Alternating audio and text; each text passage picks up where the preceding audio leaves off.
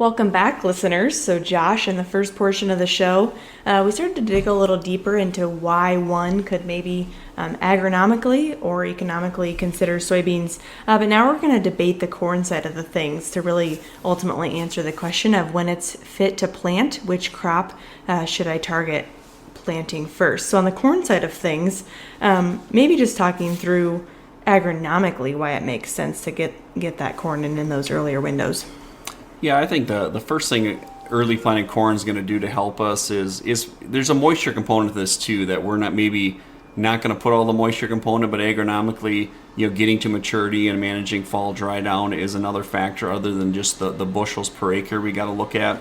And there's other factors when you do think about timing fungicide, or if you got some fuller season products that they're going to need more time. Those are a few things you really got to factor into that decision.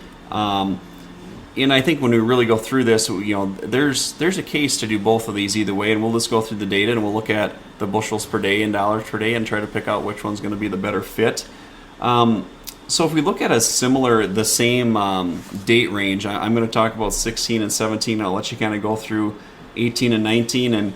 And since I've been doing replicated PKP trials in southeast Minnesota, 2016 was the only year that we had a flat curve to planting date. And if you think back, that was also the year that we froze on May 14th, which was kind of a reset to everything. Everything started over then, and it was a year that, did the frost hurt us?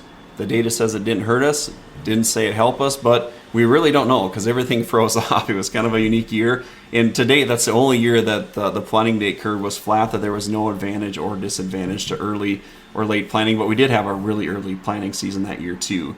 As we fast forward in 2017, as we compare this, each day that we waited to plant from we started to finish, we were losing about 1.7 bushel per day. So 16 and 17, 16 flat, 17 it was 1.7. I'll let you go through 18 and 19, Allie. So in 2018, we were losing 1.5 bushels per day, and then in 2019, it was about 0.8 bushels per day. And obviously, as we observe or walk ourselves through that data, there was a really significant drop off after that May 15th window. So ultimately, if we maybe throw 2016 out somewhat, you look at that, the 3-year average, you're sitting at about 1.3 bushels per day that we're losing. Yeah, and I think that's a good number to start with. And when we start taking a look at, how does that compare from a revenue standpoint, we talked about on soybeans in those 4 years combined, it was 0.275 bushel per day. If you look at current market price around 8.25, that equates to about $2.27 per day that you're losing. On corn, when it's 1.3 bushel per day, that's $4.22 that we're losing per day. So if you just look at, if we could start planting, let's just say for example, April 20th, if you look at where you're generating the most revenue or saving the most revenue per day, it's really going to start to favor corn. And by the time you do start to factor in the dry down costs of the early planting, if you have to plant one crop or the other, it really looks like the dollars and the history of the years that we looked at is going to favor corn. Now, the other side of this, Allie, would be, we do have a lot of growers that are maybe planting 3/4 or 80% of their operation of corn, the rest of beans. That's where it gets dicey, where, gosh, there's times I'd like to take advantage of that 4 bushels on beans, but what's the trade-off, or how many days can you give up that corn yield? And that's kind of the debate I'm really trying to look at, is of how can I justify that unless you have very few bean acres to get over.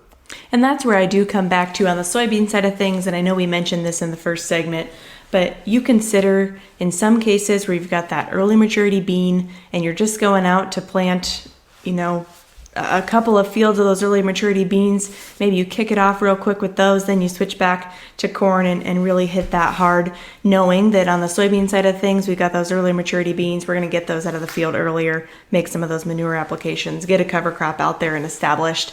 Maybe you're creating a few more efficiencies across your operation. That's the only, those are some of the things that maybe start to drag me just a touch back to the soybean side of things.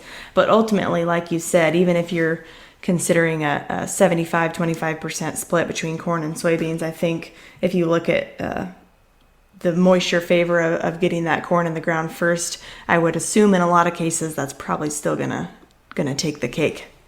Yeah, no, I couldn't agree more with that. And Yeah, and I think really what it boils down to is I still think we need to continue to get to a trend that we can maybe look at planting both crops at the same time, looking at long-term equipment needs. The other side of it is too, and I don't want to understress the importance where, sometimes our growers are spread out and maybe they got some acres north of their farm and south, and I think in some years, if where you're going with corn or where you got corn left, if it's wet, but if you do got some acres early on that were maybe going to be beans that are ready, being prepared to maybe flip that planter out quick and going to get that would be something. Just don't sit idle early on. If you got a day that maybe something will go, if you can switch the planter to beans and do it, I think that could be something that we got to be nimble and be ready to do that when the event comes, because you don't want to, if you got a chance to go and if you're going to, maybe take a day off where you could be planting some beans on a farm, if it's going to take 10 days, you multiply that by 0.275 bushel a day, you're leaving some dollars on the table. And but I think the long and the story short is we got to focus on corn first and continue to move towards a trend that we can maybe look at starting the same day on both crops. You've been listening to Today in Agronomy on KFIL AM 1060. If you've missed part of the show or want to hear more, check out the show page at KFILradio.com or with the 103.1 KFIL app. Stay connected with Allie and Josh on Twitter. It's at Allie GYs, WISE, and at Josh Schaffner to submit your questions for the show. Tune in next Wednesday for the next Today in Agronomy on KFIL AM 1060. We'll see you at 11 a.m.